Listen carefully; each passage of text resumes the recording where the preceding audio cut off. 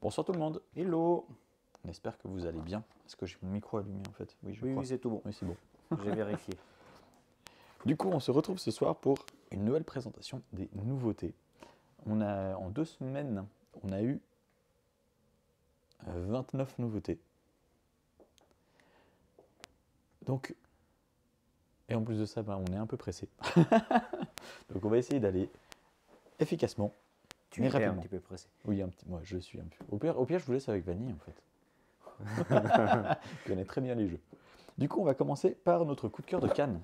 Millefiori. C'est retour en stock, mais je ne l'avais pas pris à l'époque parce que j'avoue que visuellement, Ouais, c'est vrai que la boîte, ça donne pas trop envie. voilà. Après, on regarde le plateau. Et c'est vraiment super joli. Quand il commence à y avoir le plateau qui est plein de toutes nos petites tuiles comme ça, c'est super beau. Dans Millefiori, donc c'est un jeu de Rainer Knizia édité chez Schmidt. Ça se joue de 2 à 4. On va être sur un jeu de draft. On a des cartes en main. Et parmi ces cartes, on en choisit une. Si je ne me trompe pas, on en a 5 à chaque manche, hein, c'est juste. Il me semble, ouais. Donc on en choisit une, et dès que tout le monde a choisi sa carte, on la révèle. Dans l'ordre du tour, on va activer la carte. Ici, par exemple, je vais activer la carte qui va me permettre d'avancer un de mes bateaux. Enfin, un de mes bateaux. Mon bateau. Chaque carte va correspondre en fait à un quartier du jeu. Là, par exemple, on va être sur le quartier des nobles, si je ne me trompe pas, qui se trouve là. Quand j'active donc cette carte, je vais donc pouvoir placer un jeton sur le quartier des nobles. Chaque quartier va avoir des compétences, enfin des manières de se remplir différentes et donc des objectifs différents.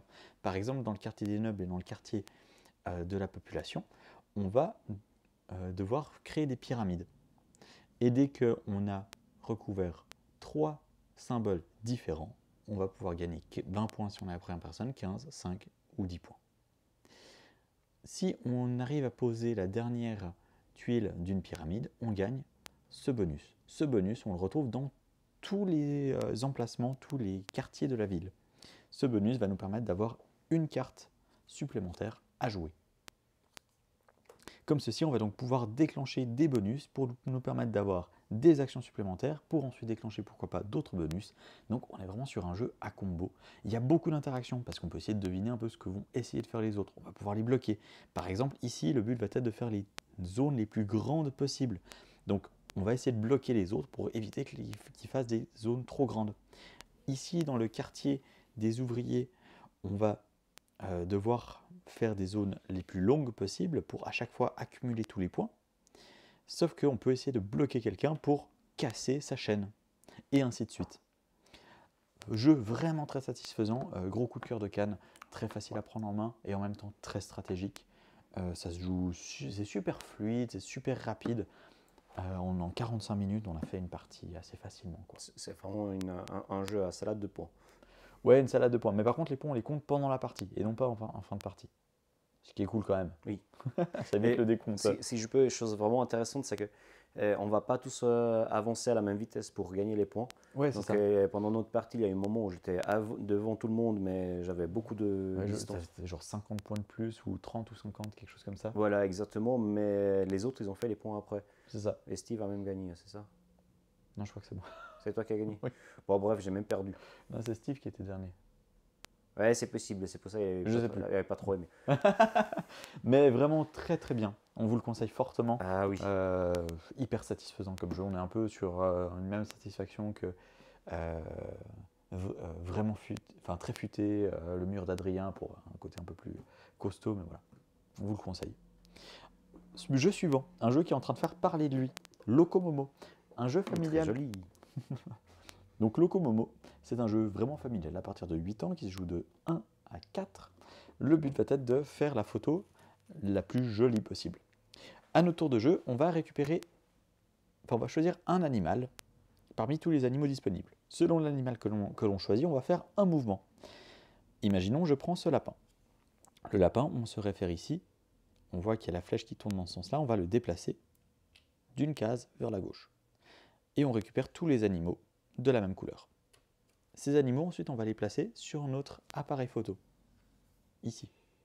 On va les placer de telle sorte à remplir des objectifs. Ici, je dois avoir des animaux des animaux différents. qu'importe leur couleur. Ici, des animaux identiques, qu'importe leur couleur. Là, je dois avoir le même animal qu'ici. Ici, égal à ici, et ainsi de suite. Finalement, si ici je pose un animal qui est équivalent à la paire du dessous, je gagne encore des points supplémentaires. Donc il faut mettre en troisième, c'est ça? C'est ça. Ok. En plus de ça, on va essayer de faire des colonnes ou des lignes avec des animaux de même couleur. Très sympa. Donc voilà, vraiment super simple à prendre en main, c'est rapide, on joue en 15-20 minutes, très accessible, en même temps un petit peu stratégique. Il fait le buzz, je pense que je comprends parce qu'il y a le côté très accessible qui fait que c'est sympa. Donc voilà, si vous aimez jouer avec des enfants ou bien que vous aimez ne pas trop vous prendre la tête et puis quand même vous creuser un petit peu les méninges sur des parties courtes mais intenses, ben voilà, Locomomo c'est fait pour vous. Ensuite, on a recto verso. Ça je l'attendais aussi. Grosse nouveauté, en tout cas en Suisse, c'est qu'on a enfin du Super Meeple qui est distribué de façon correcte. On remerciera notre distributeur précédent de sa gentillesse. Hein, c'est pour ça qu'on n'avait pas de Super Meeple notamment. Du coup, maintenant on a du Super Meeple. Les jeux arrivent petit à petit, ils ne sont pas encore tous là. On a donc Recto Verso. Recto Verso, c'est un jeu collaboratif dans lequel on va piocher une carte. Et chaque personne va avoir un dessin différent. Par exemple, Vanny voit ceci, et moi je vois cela en haut. Le but va être de reconstituer ici ce que l'on voit, pour autant que on ne dépasse pas la zone de 4 sur 4 et qu'il n'y ait pas de trou en dessous des pièces. Donc cette pièce n'est pas valide par exemple. Et il faut placer toutes les pièces bien sûr. C'est-à-dire que parfois certaines pièces vont devoir être cachées. Par exemple la rouge, on ne la voit pas du tout dans les dessins. Donc, mais on doit quand même la poser. Donc elle va être cachée. Du coup elle est là. Voilà. On va faire ceci en 7 manches. Chaque manche va réduire le temps à disposition de 15 secondes. Première manche, on a eu 1 minute 30, ensuite 1 minute 15 sur la deuxième manche, et ainsi de suite, jusqu'à avoir que 15 secondes sur la 7e manche. Ah ouais. Un gros challenge. Hein. Mmh. Voilà. Ensuite, on va passer sur les jeux qu'on n'a pas ouverts parce que ça prenait un peu de place. Hein. Gloomhaven. Gloomhaven, les cercles oubliés, l'extension de Gloomhaven. Déjà, jeu costaud, beaucoup de scénarios. Et bien là, ça rajoute un personnage supplémentaire, des nouveaux scénarios, des nouveaux adversaires. Voilà, si vous aimez. Et 20 heures de jeu supplémentaires. À peu près, ouais. 20 scénarios, ouais. Ah ouais. Donc plus que 20 heures. Oui. Moi, je rigolais en fait. Gloomhaven, les mâchoires du lion. C'est une introduction à Gloomhaven. On va avoir 5 scénarios d'introduction qui vont nous permettre d'appréhender petit à petit les règles de Gloomhaven. Il y a 20 scénarios ensuite supplémentaires, donc pour un total de 25 scénarios, pour vraiment se plonger, s'immerger dans l'univers de Gloomhaven avec un temps de mise en place réduit au possible. Gloomhaven, c'est insupportable, c'est 30 minutes à mettre en place, 30 minutes à ranger. Là, c'est 10 minutes mis en place, 10 minutes rangées maximum. Et en plus, on apprend à jouer à Gloomhaven. Donc si vous avez envie de vous lancer dans Gloomhaven, mais que la grosse boîte vous fait peur, surtout qu'elle est en rupture de stock en ce moment, Gloomhaven, les mâchoires du lion, fortement conseillé. Apparemment, il est vraiment bien. J'ai hâte de le tester. Ouais, on a fait le premier scénario, c'était cool. Ok. Ouais. Alors clairement, si vous avez déjà joué à Gloomhaven avant, le fait de désapprendre des règles pour les réapprendre petit à petit, c'est un peu perturbant. Mais voilà, c'est faisable. Fantastique, oui. Non, il manque un jeu. Il manque un jeu. Ouais. Ah. Celle de l'arbre. De l'arbre. L'arbre au pop-up. Ah oui, c'est vrai. C'est vrai, c'est vrai. Bon, Je ne sais plus comment ça s'appelle. Wonderbook. Ah oui, c'est vrai. Bah tiens, on va aller le chercher. Moi, je vais entretenir les gens qui restent ici avec moi. Hein. Ah oui, tu peux parler. Ah bah, mais je vais vous parler du jeu. Il est où? Ah, il est là. Attendez, c'est un petit peu compliqué de faire tout derrière la caméra, regarder où je vise, etc. Donc, je vais vous parler de Invité à éviter. Si vous avez regardé le live de l'autre soir, je n'ai déjà parlé un petit peu. C'est, comment dire, Cluedo version plus. Ici, dans ce jeu aussi, on doit essayer de découvrir qui est l'assassin qui a tué monsieur Wood quelque chose. Woodruff, t'avais dit. Woodruff, ouais, c'était quand même un nom assez bizarre. Donc on va se déplacer, on va poser la question par rapport à des salles, par rapport aux gens, par rapport aux armes. Et on va recevoir en retour des cartes face cachée avec une valeur de 1 à 3. 1 pour c'est un indice, ouais, c'est juste un petit truc comme ça. 3, c'est vraiment, par exemple, de l'ADN. Et on peut choisir de prendre des cartes en 10. Mais la chose importante, c'est que nous, on doit donner aussi des cartes de la même valeur. Donc il y aura vraiment tout le temps un échange, tout en sachant qu'on ne peut pas faire semblant de rien et embêter les autres, parce qu'au bout d'un moment, les autres ne vont plus nous croire. Et voilà. Il y a une application pour le jeu qui n'est pas nécessaire, mais ça peut aider, surtout pour résoudre, pour vérifier si on a bien résolu l'enquête. Parce qu'elle va juste nous dire oui c'est juste, non c'est faux. Donc on ne voit pas la vraie solution. Très bien. Donc voilà. Le jeu que l'on avait oublié, Wonderbook. Wonderbook, c'est un jeu familial d'aventure dans lequel on va incarner des adolescents qui vont partir à la découverte des dragons, puisqu'ils ont cru voir un dragon, et donc ils vont partir à l'aventure. Il y a 6 chapitres différents pour des parties d'environ 1h30, peut-être un petit peu plus long, peut-être un petit peu plus court selon les chapitres. La magie du jeu, c'est vraiment son matériel, très facile à prendre en main. On a fait le premier scénario, c'était très très cool. On apprend petit à petit aussi les règles, donc il n'y a pas de grand chose à lire, et puis les règles sont assez instinctives, surtout si vous avez l'habitude du jeu de société. Mais le matériel est juste splendide. On a des jolies figurines, et surtout, alors ils vous disent de ne pas l'ouvrir, mais en même temps on le voit sur la pochette, hein, donc je vais l'ouvrir quand même. Oh. Voilà. Ceci est le plateau de jeu, à partir du 2e scénario. C'est juste génial. Et le plateau de jeu, en fait, est évolutif. C'est-à-dire qu'il y Ok. aura des secrets à aller retrouver là-dedans. Ah oui, j'avais entendu ça, qu'il y en a tellement que tu sais même plus s'il y en a encore ou pas.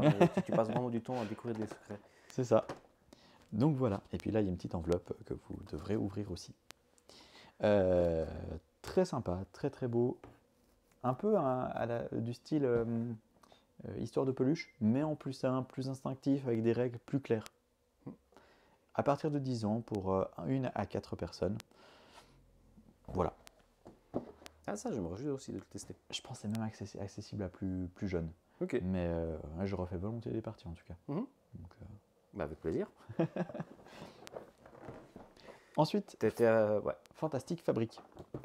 Fantastic Fabric va être un jeu de pose d'ouvriers et d'engine building. Le but va être de construire les usines les plus efficaces qui nous rapportent le plus de prestige, ainsi que les usines qui nous permettront de faire le plus de marchandises possible, puisqu'en fin de partie, on fait marchandises plus valeur des usines, ça nous donne nos points de victoire. La personne ayant le plus de points de victoire gagne la partie. Le jeu se déroule de façon très très fluide et très très claire. On va lancer des dés, et à son tour de jeu, on va pouvoir placer ces dés. Les dés, selon leur valeur, on pourra les placer sur notre siège social. On peut placer n'importe quelle valeur tout en haut pour faire de la recherche, pour tirer des nouvelles cartes. La valeur n'a pas d'incidence. En dessous, on peut donc récolter de l'énergie. Si on pose une valeur 1, on gagne 1 énergie, une valeur 2, 2 énergies, et 3, 3 énergies. On ne peut pas mettre de valeur plus supérieure à 3. En dessous, on va devoir mettre des valeurs de 4 à 6, sauf que pour chaque ouvrier que l'on pose, qu'importe la valeur, on gagne un minerai. En plus de ça, si on pose deux ouvriers de la même valeur, on gagne une ressource supplémentaire. Les cartes, on va pouvoir ensuite les construire. Ces cartes vont nous permettre de modifier certaines choses. On va pouvoir donc utiliser des marchandises ou de l'énergie pour faire des effets, et ainsi de suite. On va faire ceci jusqu'à ce que quelqu'un ait produit 12 marchandises ou quelqu'un ait construit 10 bâtiments. Et vous avez déjà presque toutes les règles. Ok. Donc c'est très simple. Hein. Mais ça me rappelle un petit peu les hauts-fourneaux.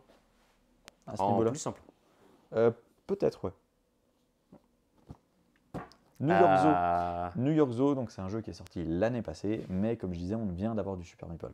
Donc c'est un peu une nouveauté, mais pas vraiment. C'est un jeu de Uwe Rosenberg qui se joue de 1 à 5 pour environ 30 à 60 minutes. On va devoir créer notre zoo et y placer des animaux. On va devoir faire reproduire les animaux. On va choisir sur ce plateau-là, en déplaçant un éléphant, différents enclos qu'on placera dans notre zoo. En plus de ça, on pourra parfois, quand on dépasse certains endroits, faire naître certains animaux. Par exemple, si je me déplace ici, je vais pouvoir faire naître des pingouins. Tous mes adversaires vont aussi le faire par contre. Je vais pouvoir également prendre des animaux supplémentaires quand je passe par-dessus, quand je passe par les endroits qui sont bleus. Voilà. Le but est donc d'optimiser son zoo de la meilleure manière pour gagner un maximum de points de victoire. Il y a trop de jeux à tester.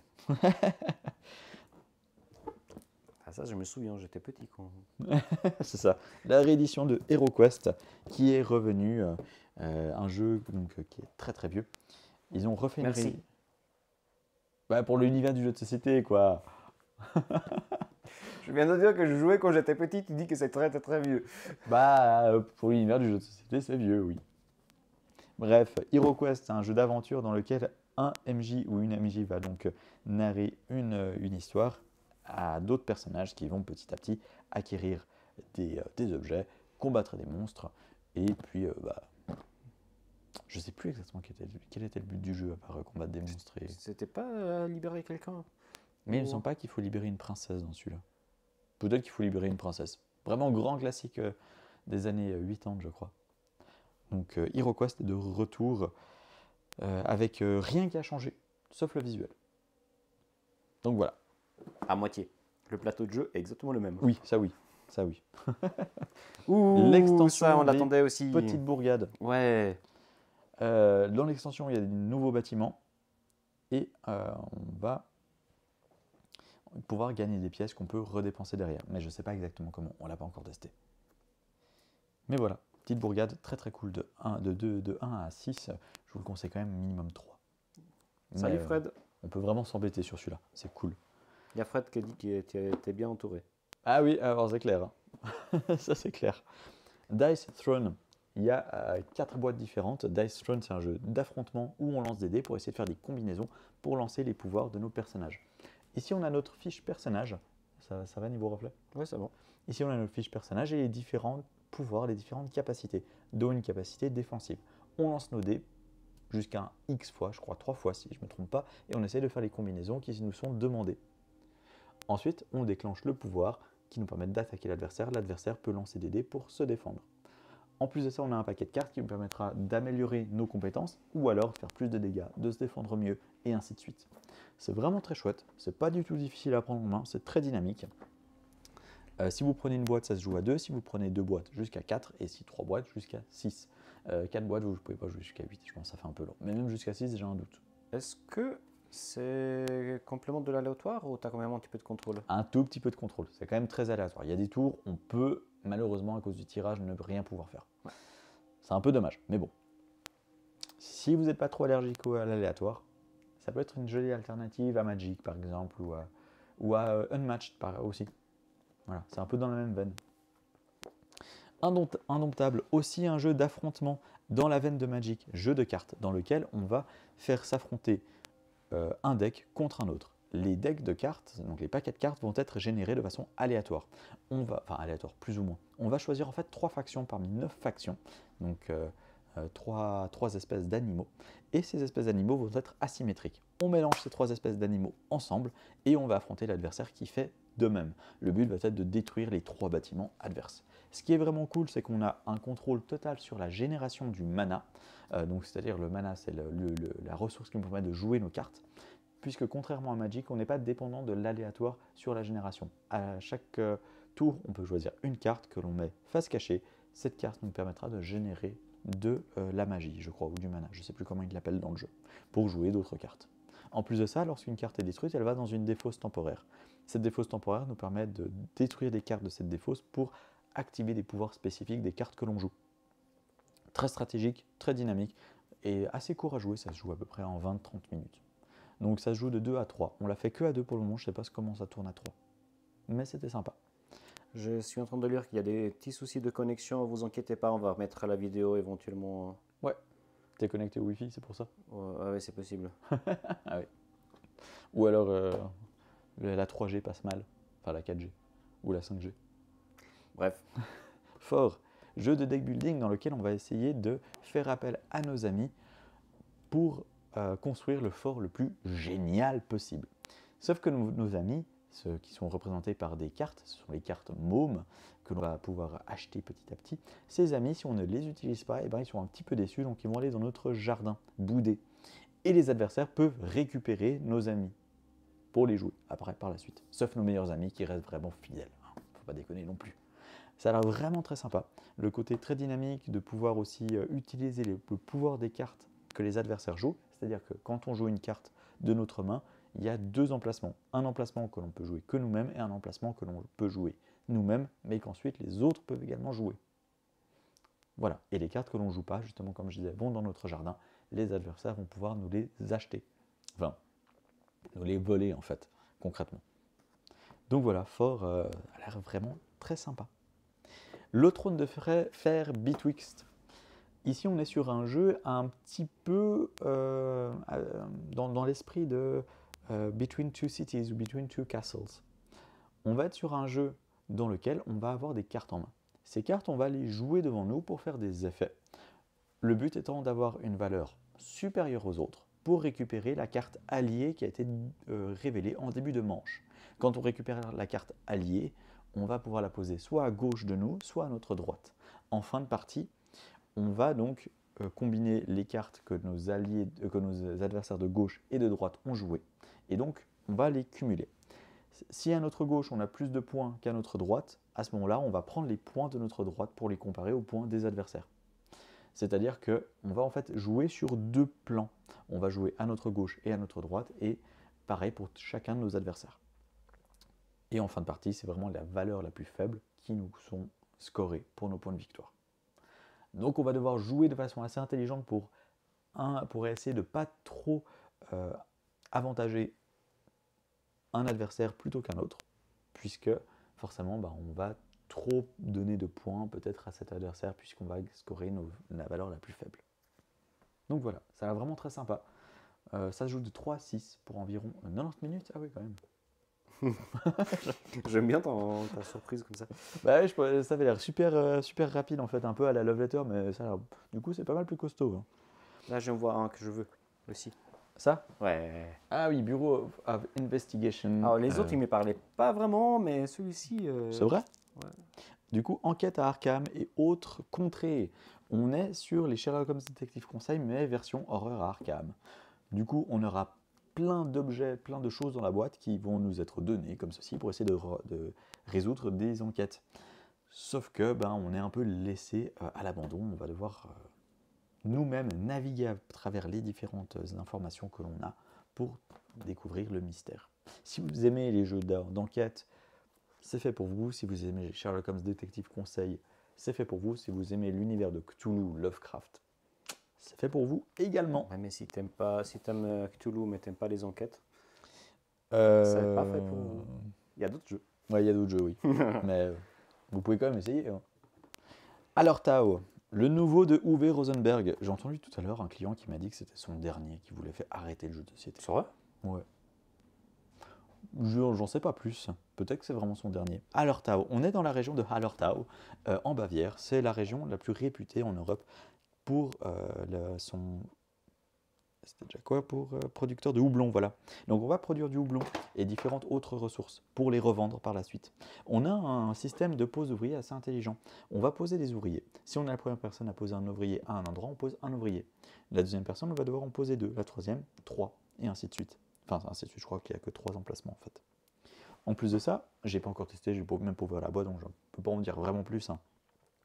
En plus de ça, on aura un système de rotation des cultures. C'est-à-dire que plus on va utiliser nos cultures, plus on va produire de façon intensive nos cultures, plus la terre va s'épuiser. Donc il va falloir faire une rotation des cultures pour à chaque fois redonner un renouveau à la terre.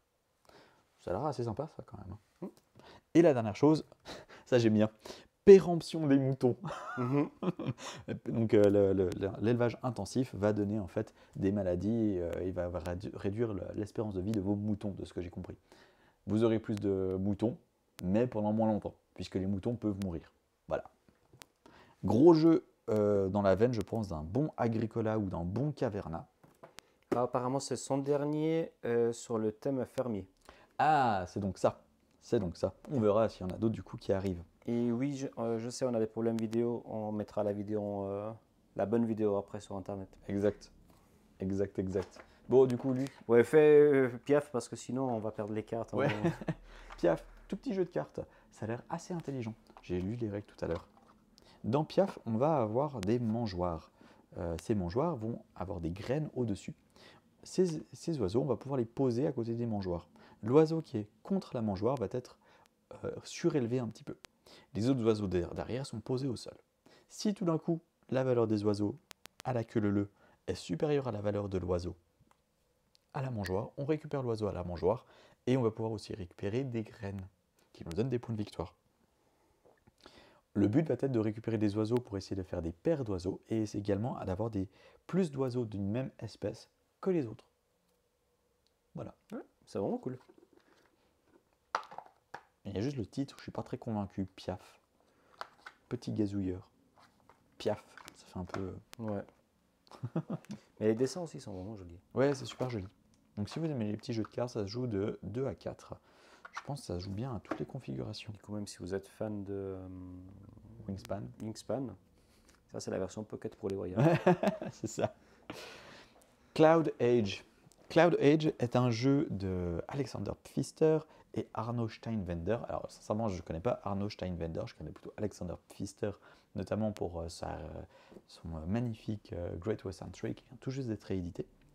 Cloud Age va être un jeu compétitif de deck building dans lequel on va devoir retrouver des villes ici avec nos aéronefs. On va devoir se promener et dès qu'on a des villes, on va pouvoir y récupérer des ressources, si je ne me trompe pas. Sauf que les villes, en fait, elles vont être cachées par des nuages. Donc on va devoir essayer de regarder si on voit une spécialisation de la ville par rapport aux bâtiments que l'on voit sous les nuages. Ça a l'air assez intéressant, assez original. En plus de ça, le côté deck building est un petit peu cassé de son côté traditionnel, dans le sens où, au lieu de piocher 5 cartes, puis on joue un certain nombre de cartes de notre main, là on va piocher simplement 2 cartes. Ce sont les 2 cartes qui sont à notre disposition. Une carte va être utilisée pour le déplacement, si je ne me trompe pas, ou alors les 2 cartes, et une des 2 cartes pourra être utilisée pour son action. Voilà. Cloud Age qui est à partir de 10 ans, ça m'étonne un peu, pour 1 à 4 personnes pour environ 60 minutes. Ah, maintenant que tu as parlé du jeu, je comprends l'image devant. Ah, ouais, on est dans un monde un post-apocalyptique, une Cloud justement, qui est une entreprise qui a absolument ravagé la Terre. Voilà. Stroganov, magnifique comme jeu, absolument splendide. Dans Stroganov, on incarne la famille Stroganov et on essaye de faire les plus belles chasses possibles. On va avoir un plateau comme ceci dans lequel on aura donc différents paysages. Ces paysages, on pourra y avancer pour y faire différentes actions. J'ai juste lu les règles, ça fait déjà quelques jours. Une sorte du cadre comme ça. Ouais, violence. Je filme dans le vide. J'avoue que j'ai tout d'un coup un blanc. J'ai lu tellement de règles ces derniers jours. Ouais, je sais qu'on doit aller partir à la chasse. Selon les animaux que l'on chasse, ils auront des valeurs différentes, ces animaux. On va devoir essayer d'en faire une collection spécifique pour pouvoir avoir un maximum de points de victoire. On va essayer de collectionner également les emplacements que l'on visite pour pouvoir avoir d'autant plus de points de victoire. En plus de ça, on pourra également chanter des chansons à la fin de chaque année, parce qu'on va faire les 4 saisons dans l'année. Les 3 premières saisons, printemps, été, automne, on va partir à la chasse et en hiver, on va chanter des chansons par rapport à nos accomplissements pendant l'année. On chante pour de vrai? Non, mais il y a des vraies petites partitions. Ok. C'est vraiment joli. Ensuite, on a Solar-Storm, jeu coopératif. C'est un peu pandémique dans l'espace. On aura notre vaisseau qui est mis à mal et on va devoir essayer de rediriger l'énergie dans le noyau, au centre. Tout ceci en préservant l'intégrité des différents modules de notre vaisseau. À notre tour, on va faire 3 actions parmi plusieurs disponibles. On peut se déplacer, on peut réparer, on peut activer un emplacement, un module de vaisseau pour autant qu'il soit suffisamment réparé. Et dès qu'on a fini notre tour, on va piocher des cartes, comme dans Pandémique. Si on pioche des cartes, on va piocher des cartes qui représentent certains emplacements du vaisseau et on va devoir endommager ces emplacements. Dès qu'un module de vaisseau est endommagé alors qu'il est déjà complètement endommagé, et ben on perd la partie. En plus de ça, si on n'a plus de cartes à piocher, on perd également la partie.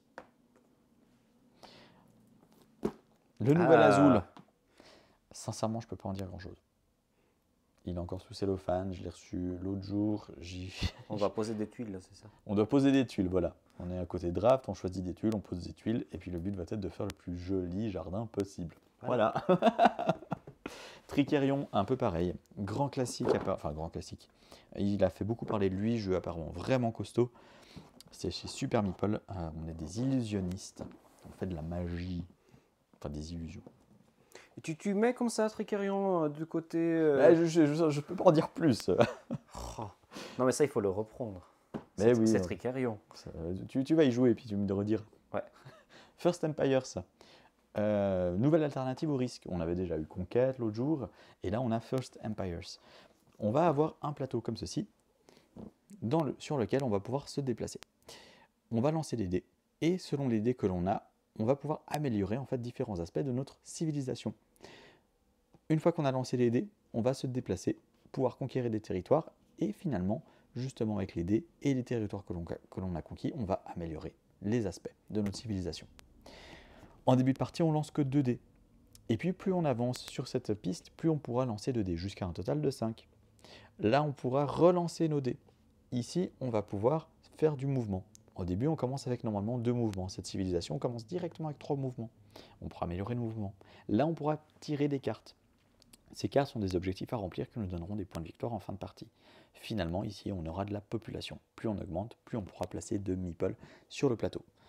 Le jeu n'est pas du tout punitif dans le sens où quand on va faire une conquête et puis qu'on va chez quelqu'un d'autre pour faire la conquête, ces meeples ne sont pas détruits. On va simplement les déplacer autre part. Donc on est sur un jeu assez opportuniste, un peu agressif, mais sans être hyper agressif où on va faire du combat pour aller détruire quelqu'un d'autre. On va faire du combat parce que c'est nécessaire pour nous. Et puis on va essayer d'éviter que l'autre personne s'étende trop et pose trop de villes. On peut aussi récupérer des villes adverses pour pouvoir gagner des points de victoire supplémentaires. On va essayer de protéger nos propres villes pour éviter que les adversaires nous volent ces points. Stéphane, je suis d'accord avec toi. Je sais que lui qui pas vraiment, mais Tricerion est sublime. Ouais, oui, bah oui. Voilà, il est là. Le nouveau Unmatched avec Chaperon Rouge et Beowulf. Je ne vais pas revenir dessus, je n'ai pas testé ces 2 personnages. J'avais loupé la sortie en fait. Ah, bah voilà. À tester. Pareil pour Chronicles of Crime, c'est la série millénaire 2400, ça se passe toujours à Paris, mais en 2400. On a eu 1400, 1900 et maintenant 2400. Très très chouette série de jeux d'enquête qui se joue avec une application où on va pouvoir faire visiter des scènes de crime en réalité augmentée. C'est le dernier. Hein. C'est le tout dernier de la série millénaire, exactement. Freshwater Fly. Ah, Steve, t'es où? Dans Freshwater Fly, le but va être de pêcher des poissons, les meilleurs poissons possibles, les plus prestigieux, afin de remporter un maximum de points de victoire. On va lancer notre ligne sur un poisson de notre choix par rapport au dé que l'on a choisi. Ensuite, on va essayer de le pêcher. Si on ne réussit pas, on va pouvoir dériver avec notre mouche et essayer de pêcher un autre poisson. On peut faire ceci jusqu'à 2 fois. Si on ne réussit pas, on a perdu notre tour. Dès que l'on a ferré un poisson, on le place devant nous et on va devoir avancer la moulinette. Je ne sais plus comment ça s'appelle ça, la bobine ou la moulinette. On va devoir la faire avancer un certain nombre de fois pour pouvoir pêcher le poisson. Plus le poisson est costaud, plus il va commencer loin dans la ligne. À chaque fois qu'on a fait un tour complet, on l'avance de 1. Un tour complet, on le réavance et un tour complet, on le sort et on l'a pêché. On peut repêcher un nouveau poisson. Jeu de prise de risque, assez stratégique quand même, très sympa, ça passe assez bien. Mais j'avoue que c'est quand même exceptionnel, ils ont réussi à faire un jeu de plateau sur la pêche et c'est assez immersif. Ouais, il est assez fidèle, hein. J'ai trouvé vraiment bon à ce niveau-là. Les poissons, on les laisse dans l'eau. Oui. Oui. Bah, j'avoue que je ne suis pas du tout pour la pêche en général. Ben, venez pêcher avec ça. C'est ça, c'est vrai que mécaniquement, je l'ai trouvé quand même très sympa ce jeu. J'étais curieux et thématiquement, il est assez original. On a peu de jeux de ce style et ça peut plaire. Hein. Ça peut plaire. Et puis au moins là, on fait moins de mal, voire pas du tout de mal aux poissons. Voilà. Merci Steve. Je crois que c'est sa faute. Hein. Ouais, exactement. Momiji va être un jeu de cartes de collection dans lequel on va essayer poser devant nous des feuilles et on va essayer de faire des combinaisons avec les glands. Dès qu'on a posé 2 glands adjacents, on va gagner des glands ici qui nous permettront d'avoir des bonus, des points de victoire en fin de partie, et également, je ne sais plus à quoi ils servent d'autres, j'ai un doute maintenant. Le but va être donc de poser des cartes devant nous, mais de valeur croissante, en commençant par le 0 et en arrivant à 3. Dès qu'on arrive à 3, on pose un tori sur notre pile, cette pile ne peut plus être touchée. En fin de partie, on va multiplier le nombre de points, enfin le nombre de cartes que l'on a sur notre pile par la valeur de la carte qui est tout en dessus. On peut mettre plusieurs fois des cartes de même valeur si on le souhaite. Par exemple, je pourrais commencer par un 0, ensuite mettre un 1, un autre 1, mais je ne peux pas redescendre à 0, je peux que augmenter, ou alors rester au même niveau. Petit jeu de stratégie très très zen, très très plaisant à jouer. Voilà. Quoi. Avec Strogonoff, on a le combo chasse et pêche. Ouais, exactement. Exactement. Et puis là, on est chez les capitalistes. QE, on va être sur un jeu d'ambiance d'enchères dans lequel on va, je vais juste vite fait vérifier combien de temps il me reste. T'as le temps, t'as le temps. Ah ouais, ça va. Oui, mais t'es tellement speed que... c'est un record quand même. QE donc, va être un jeu d'ambiance d'enchères dans lequel on va incarner une banque nationale.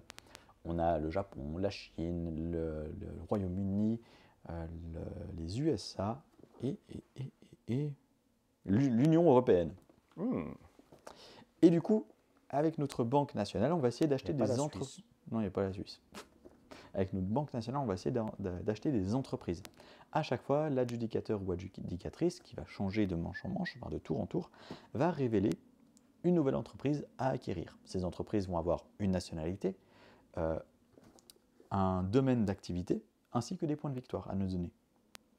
Les domaines d'activité sont divers et variés. Ensuite, on va passer par une phase d'enchère, en commençant par la personne qui a révélé l'entreprise. Elle va annoncer sa valeur. Les autres personnes autour de la table vont secrètement mettre une nouvelle valeur et la donner à l'adjudicateur ou adjudicatrice, qui va ensuite attribuer l'entreprise à la personne qui a misé le plus, sans révéler les mises des adversaires. Si c'est l'adjudicateur ou adjudicatrice qui remporte la mise, à ce moment-là, les autres connaissent la mise. Si c'est quelqu'un d'autre, ce que les gens savent, c'est simplement que la personne qui a remporté la mise a simplement misé plus que l'adjudicateur, l'adjudicatrice du moment. L'autre subtilité, c'est qu'en fin de partie, la personne ayant dépensé le plus d'argent est automatiquement éliminée. On n'a pas d'argent physique, donc on ne sait pas combien il nous reste d'argent. On ne sait pas combien les autres ont dépensé exactement. On va essayer de se souvenir, essayer de jauger. Et du coup, on peut passer une enchère où on met 1200 € à une enchère où on passe à des milliards de dollars. Ce qui est ridicule, mais très très drôle. Donc QE, je vous le conseille fortement, surtout qu'en fin de partie, on va essayer de faire un décompte des points, on va essayer de gagner des points en combinant. On va essayer.